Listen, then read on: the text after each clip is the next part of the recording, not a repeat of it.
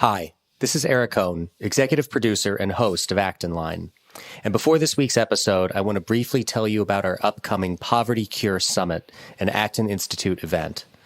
The Poverty Cure Summit is a premier digital experience. You'll have the opportunity to hear scholars, human service providers, and practitioners address the most critical issues we face today, which can either exacerbate or alleviate poverty. With conversations rooted in foundational principles of anthropology, politics, natural law, and economics, you'll gain a deeper understanding of the root causes of poverty and identify practical means to reducing it and promoting human flourishing. Featured speakers include Amity Schlaze, Anthony Bradley, Philip Booth, Isis Brantley, Peter Greer, Mauricio Miller, Anne Rathbone Bradley, Jay Richards, and many more. The Poverty Cure Summit will take place November 18th and 19th, virtually, so you can join from the comfort of your living room.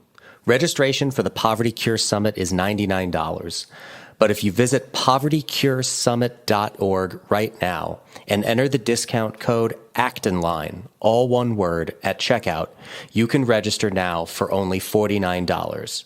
Just enter the discount code ACTONLINE, all one word, at checkout.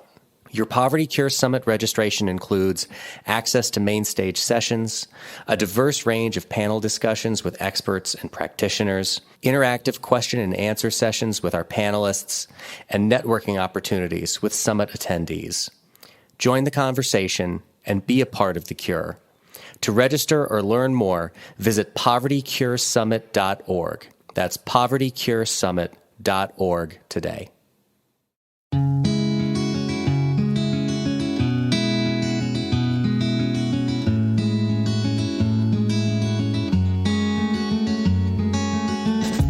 Welcome to Acton, the podcast of the Acton Institute for the Study of Religion and Liberty. I'm Eric Cohn, executive producer. In the wake of George Floyd's death in May of 2020, people took to social media to advocate for causes stemming from that horrible incident, ranging from simply expressing Black Lives Matter to posting a black square on Instagram on a designated day and everything in between. An expectation that everyone must make a statement seemed to emerge. It was an expectation that was extended beyond individuals, as major corporations and sports teams were also expected to make a statement of solidarity. Those that didn't, or who didn't act quickly enough, were pilloried online. The age of woke capitalism is upon us. This woke capitalism can take other forms besides expressions of solidarity with social causes, such as Nike recalling Betsy Ross flag-themed shoes after activists raged that the flag represents slavery, or the increasing frequency of anti-racism training sessions as work requirements. But, as Acton's Director of Research Sam Gregg argues, woke capitalism is inherently in conflict with the nature and the ends of business.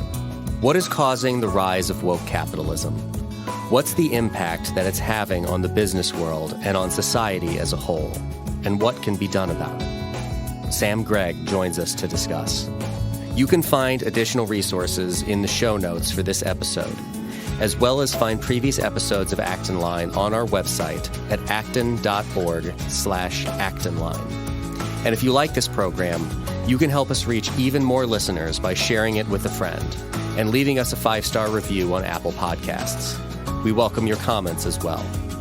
Acton Line is available on Apple Podcasts, Google Play, Spotify, Stitcher, or wherever you listen.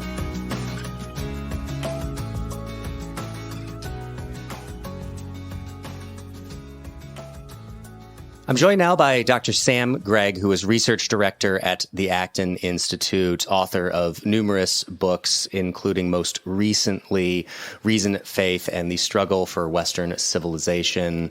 Sam, thanks so much for joining us today on Acton Line. It's great to be with you. So let's start definitionally. What is woke capitalism, and how does it differentiate from a more common understanding of capitalism?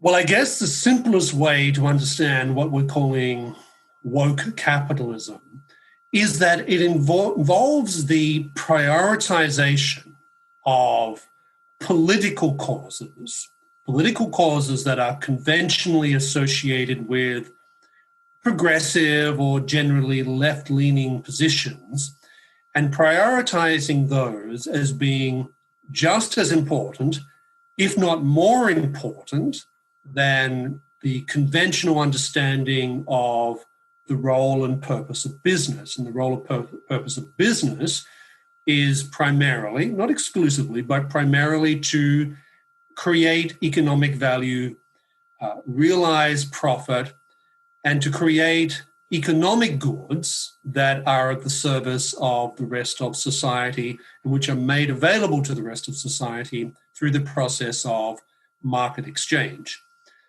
Woke capitalism doesn't necessarily give up on that primary concern of business, but it does subordinate in many cases that primary concern, that primary objective, to attempts to realize any number of causes, ranging from promoting gender ideology to promoting what's often portrayed as diversity, which usually means we all look different, but we think the same way.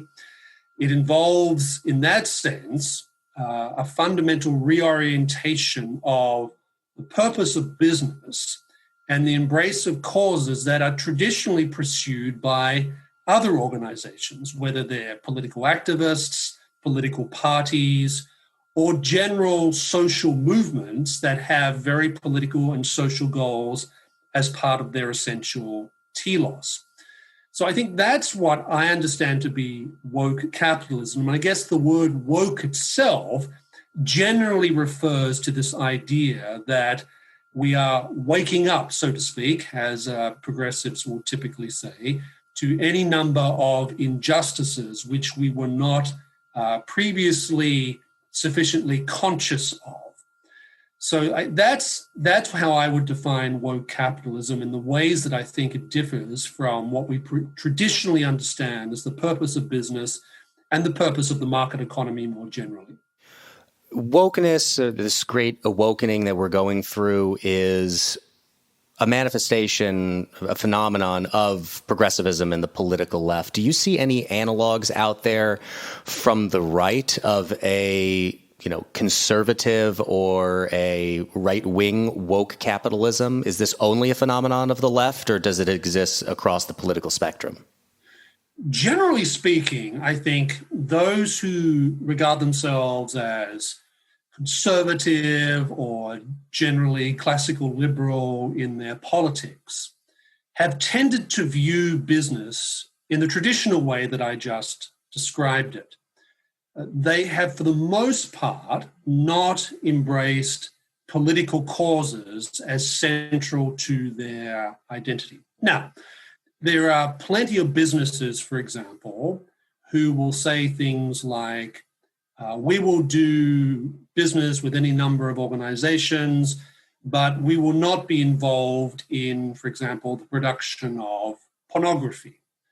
So that's a conscious choice on their part to refrain from engaging in business that with the entities or bodies or organizations that they believe are involved in producing material or goods or consumer items that they regard as intrinsically evil. There are many businesses owned by people who describe themselves as, for example, conservatives, or people who are evangelical Christians or conservative Catholics, who will refrain from engaging in business with those types of activities or organizations that promote or are associated with those activities.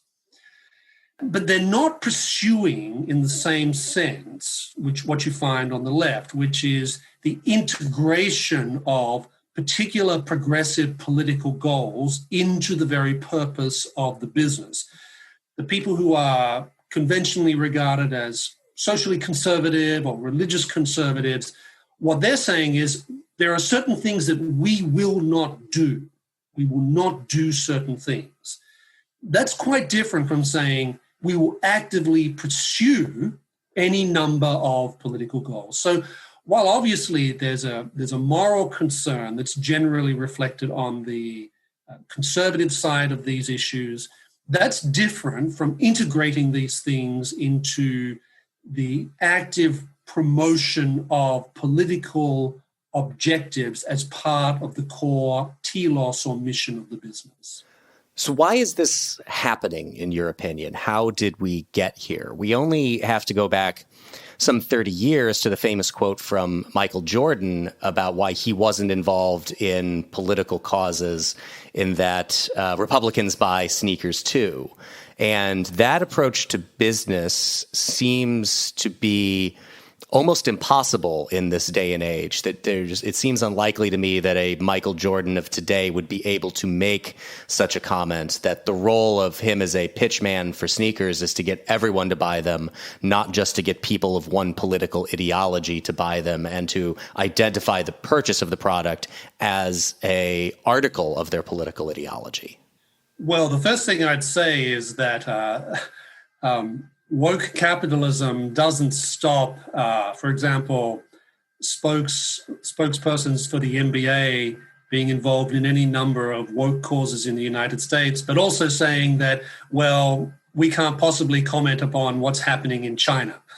So there's a type of a double standard at work here. Yes. But to your more general question, I think there's a couple of things. First of all, we've had what's called corporate social responsibility for a very long time, going back probably to the 1980s.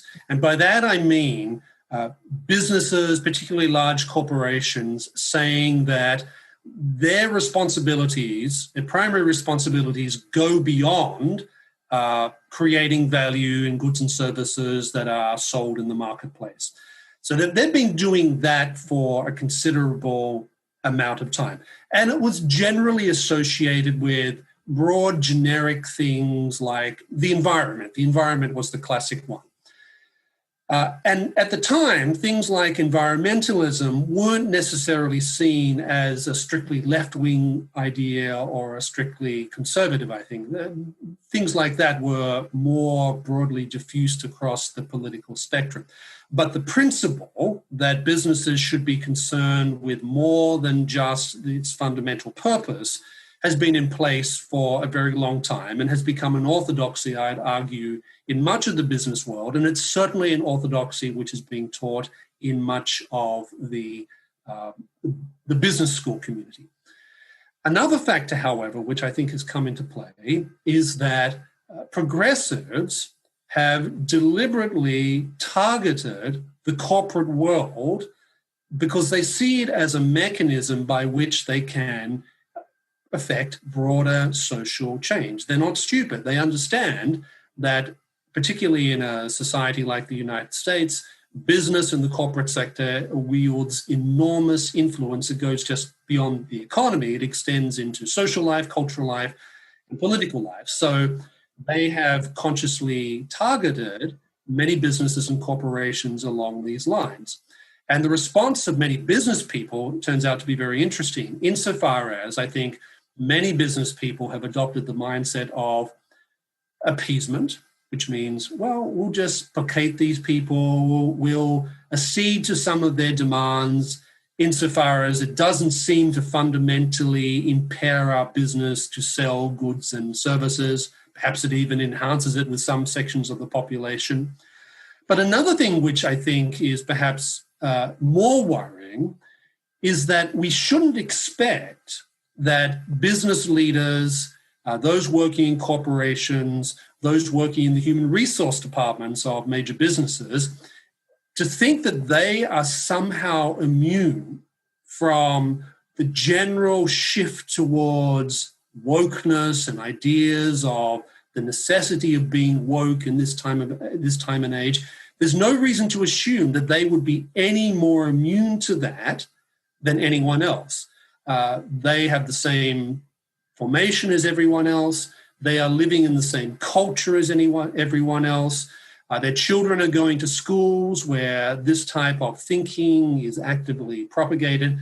So the notion that somehow business was going to be immune to these siren calls, I always thought was a mistake. So we have broad background in corporate social responsibility contributing to this. We have activism on the part of progressives targeting the corporate world and business in this regard and the response of many people, many businesses, is to effectively appease this. But I do think that many people in the business world have effectively embraced many of these ideas. You only have to look at the mission statements of many businesses where you see things like, well, we're committed to diversity, which in woke world is code for a range of people looking different, sounding different, but essentially adopting a range of political positions conventionally described as progressive. So there's a variety of reasons why I think this has happened. My only question is, why did it take so long? Because woke ideology has made its way into pretty much every other segment of society. Maybe it's taken a little longer with the business world, but I think it was going to happen at some point anyway. So I don't think we should be surprised by this, and I think the causes are relatively easy to identify. How much of this do you think is coming top down, and how much of this do you think is coming bottom up within these companies itself? Because I look at examples like what happened with Barry Weiss and the New York Times, to use media as an example here for a moment, yes, that the leadership at the Times seemed, I think, somewhat inclined to defend their editors and their writers, and it was the younger staffers that they really seemed to be, the younger millennials and the older Gen Zers that are now populating the virtual newsrooms of places like the Times, that they're afraid of and cowed by, and they were willing to give into it. So to what extent do you think is it an imposition into these businesses changing their strategy to comport with woke capitalism from the leadership at the top, and how much of it is being enforced by people at the bottom and it bubbling up from there? Well, I think it's both, obviously, because people who embrace these type of woke causes often tend to be on the younger side. And as they make their way into corporations and large businesses, especially in the tech world, we shouldn't be surprised that we see them articulating some of their ideas and concerns. You'll probably recall after the 2016 election, there was one tech firm where there was footage leaked of an internal discussion about how to deal with the effects of the 2016 election. And you probably remember there were younger employees standing up, talking about their male white privilege, etc. And many people laughed at that at the time, but I do think it was symptomatic of how many people working in the corporate world today actually think about the world. They do think about the world in terms of white male privilege. They do think about the world in terms of we need to raise consciousness. And those who oppose us or question us are by definition enemies or unconscious protectors of privilege. And in the context of a corporation, even though there's still very much a top-down control approach that operates in many large corporations, which is usually necessary in these instances, the sheer anger and the sheer amount of energy that many of these people bring when they enter into these businesses, it can be quite intimidating, including for people who have been at the heads of large corporations and large businesses for a very long time. And one of the ways to deal with that is simply to give in, to appease, to say, yes, I think you're right, we need to adapt, we need to listen to the younger generation, etc. So I think, yes, there's definitely a lot of pressures coming from younger people who are working in the corporate world and the business world more generally. In terms of the older generation, I think some of it is, as I mentioned before, a question of appeasement, but I wouldn't underestimate just how much of corporate America and its leadership have effectively bought into this. We can go to any number of websites run by corporations where you see CEOs who are in their 50s and 60s talking about things like, well, I've come to the realization that my privilege means that I'm in a position which people from another background could never aspire to, and therefore I need to change my ways and I need to adapt and the business needs to adapt. I'm sure some of that is simply window dressing, but I would not underestimate the number of business leaders who have embraced this. And I think that is at least partly because of deep confusion that now prevails in much of the business world, including at the very top of the business world, about the nature of business and the ends that business pursues amidst a range of other organizations that are pursuing different goals and different ends. And I think that confusion about the essential nature and ends of business helps to explain why woke capitalism is filling a gap in many cases, not just at the bottom when it comes to people involved in business, working in businesses, in terms of giving them a sense and purpose of what this is all about, but also at the top. It's filling a vacuum in many respects that has been created by deep confusion about what we mean by the nature of a business, the goals that it serves, and why those goals are different, and rightly different, from, for example, a church or a synagogue or a political party. You reminded me in your comments there of these stories and videos and photos that we've been seeing of anti-racism trainings that have been going on within the corporate world over the last several months, where values that are now being associated with what they call white culture, and as such requires the people who go through these trainings to stand up and confess their original sins and denounce, are values that you would normally associate with people who are successful within the context of business, things like hard work and self-reliance and politeness and timeliness, that these are a product of white dominant culture and not of just the kind of general, bourgeois values and skill sets that you would want from people who populate a business. No, I think that's exactly right. And this is the hidden time bomb, I think, that many businesses could find themselves confronting in the near future, insofar as it's entirely conceivable in this era in which things like self-discipline, punctuality, politeness, timeliness, hard work, deferral of gratification, in a world of the anti-racism crusade, where these qualities are seen as, well, this is clearly an example of white privilege and it's a sign of white racism, etc., it's entirely conceivable that in the future you could find employees saying to their bosses who are dissatisfied with their performance to respond by saying, well, you are asking me to be punctual. You're asking me to be working harder in a particular segment of the business. Well, these are examples of white racist imperialism, and who are you to impose these on me? You can see how this could very easily start to acquire momentum and significantly impair the ability of businesses to behave in a professional, effective, and efficient way when the types of habits that are associated with businesses behaving and acting in efficient and effective ways become tarred with the brush of racism. And then you can see it becomes even harder for businesses to fire people who are not working hard, who refuse to be punctual, who refuse to be polite, on the basis that doing so would amount to a form of racist discrimination. I mean, you basically are moving into a world in this regard where up is down and right is left, and questioning that inversion of values and that way of thinking about habits that you describe them as commercial habits or bourgeois habits are seen as somehow racist, and questioning that itself becomes an instance of racism.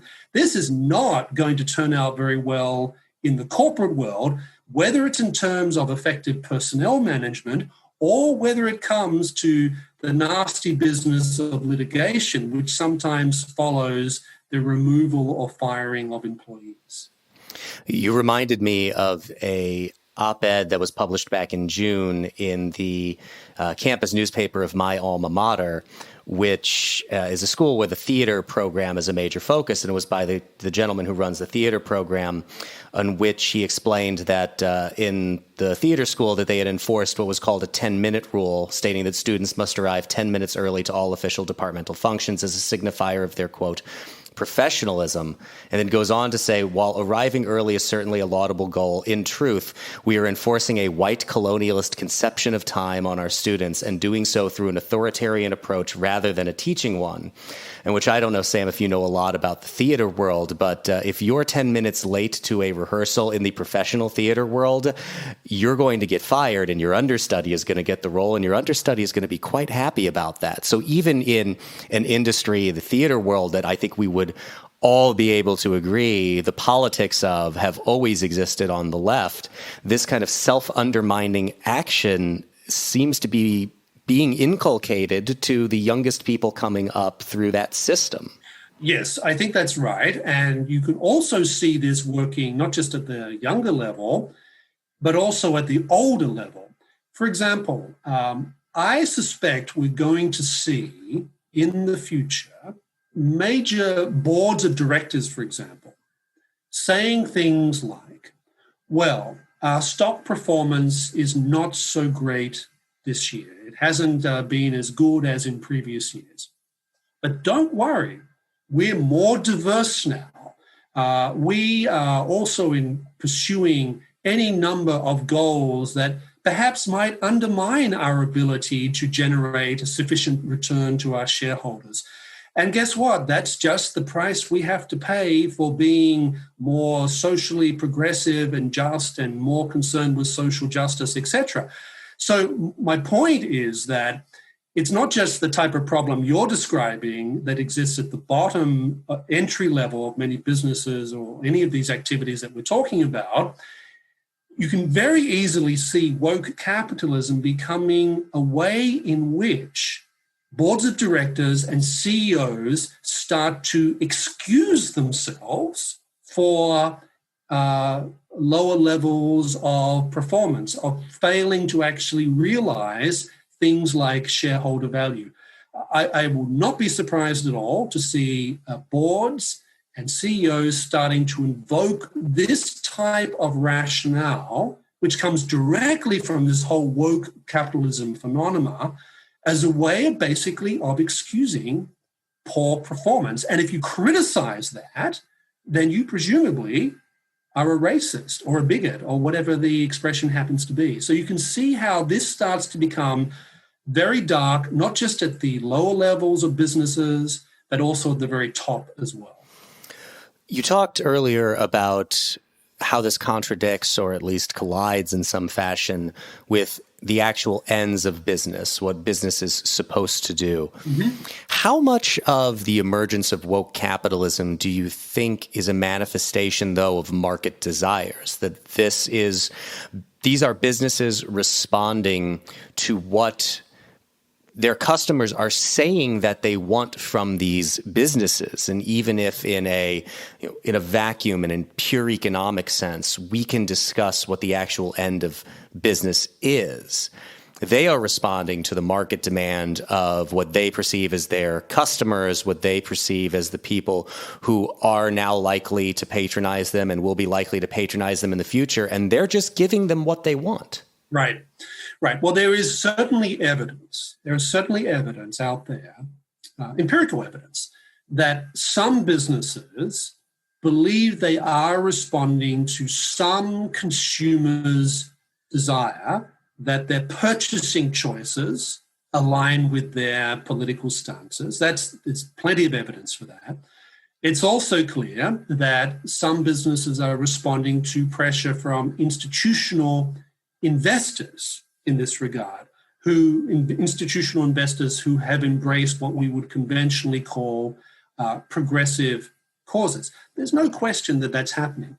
It's also the case that we've seen a number of companies like Dick's Sporting Goods and Gillette, they have discovered that going down that path can often produce significant financial losses as a consequence of backlashes from consumers and potential customers who hold different political views and who resent being told that if they do certain things, they're bigots, racists, etc. So the market pressures go both ways. I think that's an important thing to recognize. There are also many conservatives, for example, who will refrain from shopping or buying products from any number of companies because they don't like being told by the CEO of, for example, Starbucks, that people who hold certain views are bigots. So the market pressures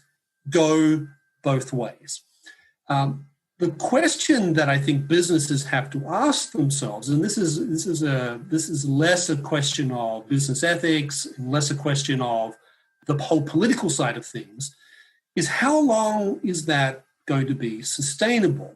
Because I do think that political preferences change, particularly as people get older. People tend to become more conservative, generally speaking, when they get things like a mortgage and start having children. Suddenly, progressive causes start to seem a little less attractive and a little less convincing in some regards.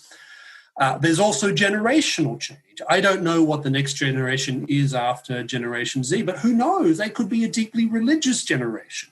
In other words, my point is that if you start to pay too much attention to trying to segment particular markets based upon political preferences, you can end up pricing yourself out or alienating any number of potential consumer markets that might be actually interested in your goods. So I guess my point is that if businesses want to do this, if they want to pitch themselves in this way, they have every right to do so in a given economic market. I take market choice on the part of businesses and consumers equally seriously.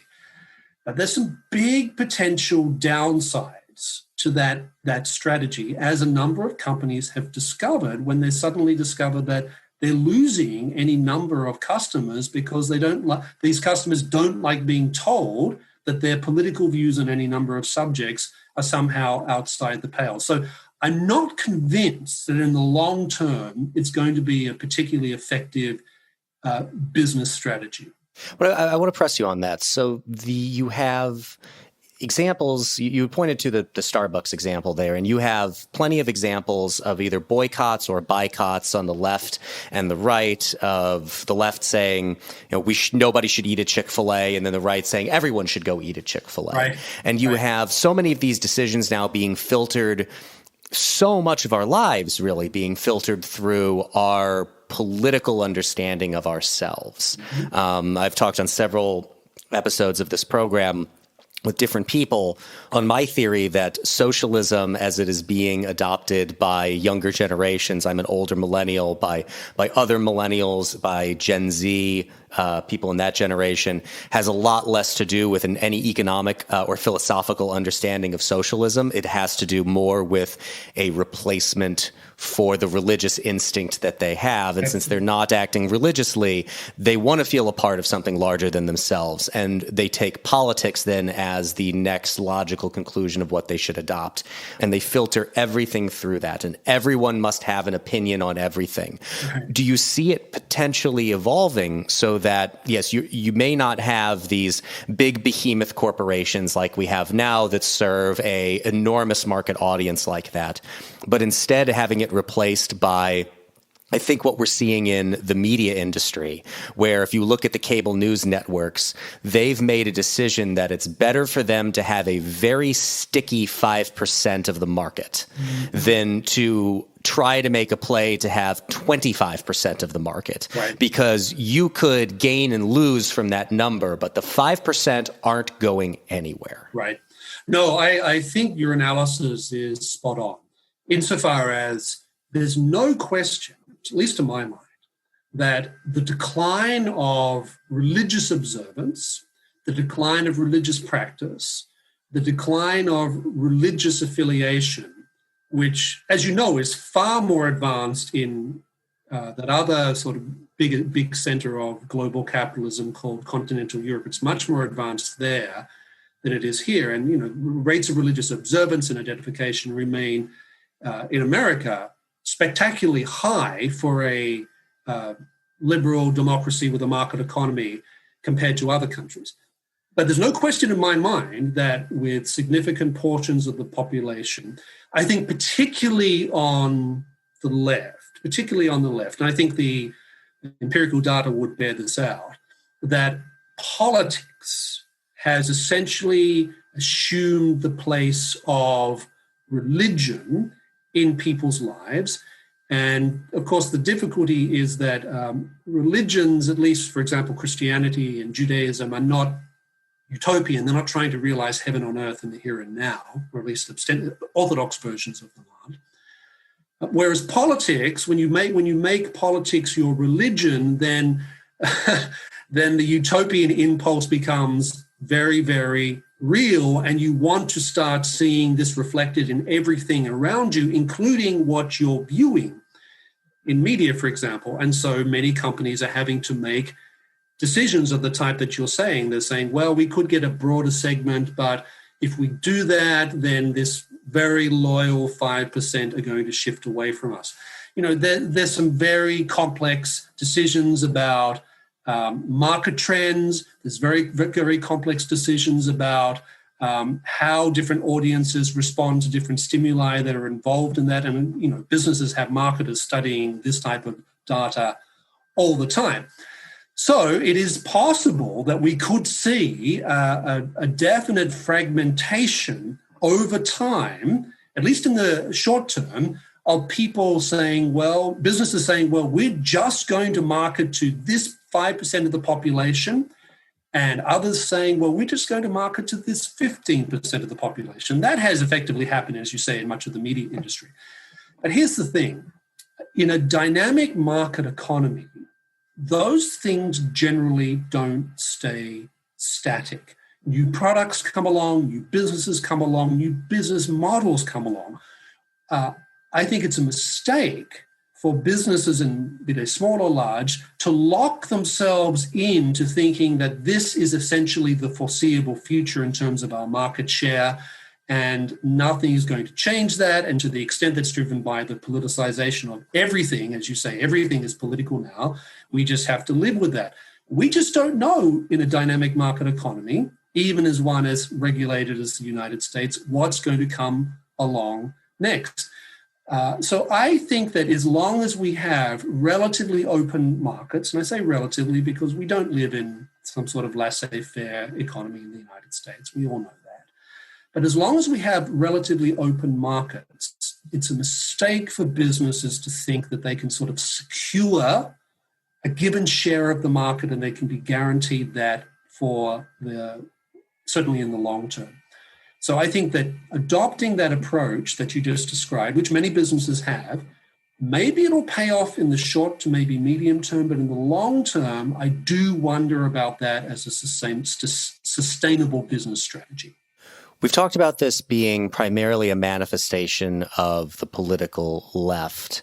I'm curious, I recently talked on this program with Stephanie Slade from Reason Magazine about an article that she just published on the rise of what she's calling will-to-power conservatives, who they would probably refer to themselves as the common good conservatives, a movement that seems content to use the levers of coercive state power to advance what they have determined to be the common good. Do you think that these, this whatever we want to call this, these nationalist conservatives, common good conservatives, will to power conservatives, because it's what you emphasize there, you talked about the importance of open markets. They strike me as a group that is less accepting of open markets being an important part of the national fabric or the international fabric. Do you see the potential for this group to want to try to use the power of the state to get companies to act in whatever the conservative version of woke capitalism is? The short answer, absolutely. I have no doubt that that is on the minds of some of these people who, as you say, common good conservatives, will to power conservatives, common good constitutionalists, I think, is how they would typically portray themselves. I I think that they are, for the most part, at least at the moment, they are particularly focused in this regard upon particular industries and in the context, in many other cases, upon particular foreign policy challenges. So the industry that they typically talk about, in fact, they almost all talk about, is pornography. That's the one where they would like to use the state to try and do more things in that regard to restrict its access, or even in some cases close it down. Now, I happen to think that pornography is a moral evil, an intrinsic evil, and it's something that that government should be taking some sort of concern for. How that cashes out in practice, there's all sorts of different ways, but I don't think that's something that we can just say, well, it's just a harmless pleasure. It's not. It's clearly not. It's deeply destructive. So I think that, but they're focused primarily on those types of things where they believe they can get, and I think they're rightly to believe they can get significant traction on the right. What they have not done so much so far is to say things like, well, maybe we need to be supporting this type of company because it has more resonance with a particular community. They're rapidly moving in that direction. I think that's certainly the case. They haven't got quite as open about that yet, but I think they're definitely moving in that direction. A second area in which they're moving has less to do with some of those cultural issues and have much more to do with questions of old-fashioned American protectionism. We need to move in the direction of promoting American businesses because we can't have these businesses disappearing under the weight of foreign competition. So that's just old-fashioned protectionism, which has been around in America for a very, very long time. And that battle is probably never going to go away. Then there are, of course, particular foreign policy concerns which they're focused on. And primarily in this regard, one will have to say China figures significantly. Now, on the one hand, there's no question to my mind that there's no problem with government doing things like stopping Chinese companies from stealing intellectual property from American companies, or preventing Chinese nationals working in the American industrial sector and the American economy from effectively engaging in types of industrial espionage. We shouldn't pretend that China is not a bunch of nice guys and the Chinese government just like anyone else. They're not. So they've definitely moved in that direction as well. Now, the question, of course, becomes where do you put a prudential limit on this? And the difficulty, I think, that many common good constitutionalists have is that they can't. They really can't put prudential limits around some particular activities, some interventions that many conservatives would be okay with. Because by definition, the way that they conceptualize these things is in terms of, at least in the case of some of these thinkers, the using the full power of the administrative state to pursue any number of goals conventionally regarded as socially or culturally conservative. And there are good principled reasons to have concerns about that. There are also good prudential reasons to have some particular concerns about that. I suppose the danger that lurks is that many of these people say that they're very much against this woke trend. They're very much worried about the propensity of progressives to use state power to realize some of their particular ends without seeing that they could be potentially forming and falling into the same type of trap. And I think at least in the case of particularly religious conservatives, they need to be very, very careful about this because there is no faster way, I think, to end up discrediting a religion's particular claims about the nature of the universe, the object of life, the nature of God, how one should live its life, by close association with state power. Historically, that has not turned out very well for religious organizations. It hasn't turned out very well for state organizations as well. If you want to understand the decline of organized religion in many countries once considered traditionally Catholic, for example, be it Ireland or Spain or Quebec to our north, that close association of, let's call it small orthodox religion with state power in the long term turned out to be a very poisoned chalice indeed. We've talked a lot about the diagnosis of this problem. What, if anything, do you think can be done about it? Well, I think the most important thing to do, there are many things, but the most important thing to do is we need to have a renewed reflection upon the nature and purpose of business. Because as I said, this has been going on for a while. I see the roots of this going back to corporate social responsibility movements, which emerged in the 1980s. It goes back even further, one could say, to a type of Gramscian Marxism, which is all about raising people's consciousness and realizing that you need to change the culture if you want to move societies in a particular progressive direction. But I do think that renewed discussion and reflection upon the nature and purpose of business is absolutely essential. And the good thing is that there's plenty of good work that has already been done that talks about these subjects, to ask questions like, well, what is the purpose of business? What makes a business different from, say, a religious organization or a group of political activists? As I said right at the beginning, I think that the purpose of business is to create economic value, to provide goods and services that are valued by consumers, preferably within a type of moral culture which affirms certain things as being beyond the pale. So that in turn involves discussion of the difference between the overall good of society and the specific common good that's pursued by a given business, because all communities, such as businesses, have a particular common goal. People join a business because they're committed at some level to the pursuit of a particular common goal, that being the realization of value, which in turn provides not just consumers with what they want, but also profits for the business, which are then used to pay wages, to increase the sum total of capital, to increase investment, etc.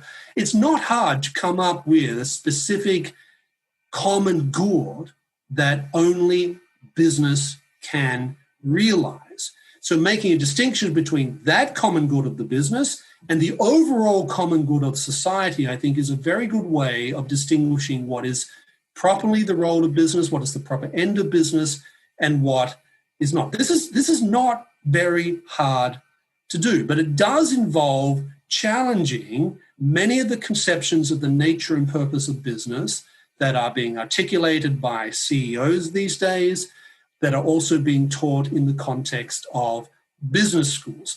And that in turn, I think, depends upon a prior realization that business in itself can be, in many respects, a noble enterprise, that being involved in the private sector of creating wealth is in itself a potential for many great good things to be done, and that you don't have to go into politics, you don't have to be a political activist, you don't have to be in the media, you don't have to be in all sorts of areas in order to contribute to the common good as a whole. And the way that business contributes to the common good as a whole is not through political activism. It is through doing what business does. It's a specific function of business that no other organization, be it the state or the family, can achieve under their own volition. So those types of distinctions, a serious reflection upon the nature of the common good as a whole and the way it differs from the common good of a business,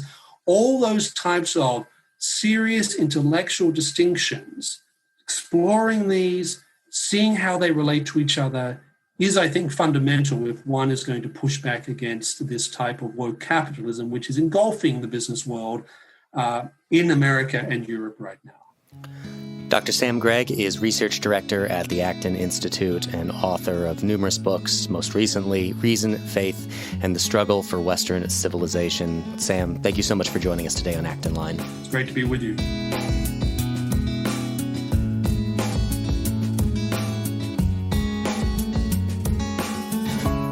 As always, thank you so much for listening today. Our team loves putting this show together for you every week, and it's so encouraging to hear from our listeners. Feedback is incredibly important to us. because it lets us know what you like to hear more of, including the kinds of topics you're interested in most. If you have comments, feedback, or ideas for a show topic or interesting guest, you can reach our team at actonline@acton.org. Until next week, for Acton Line, I'm Eric Cohn.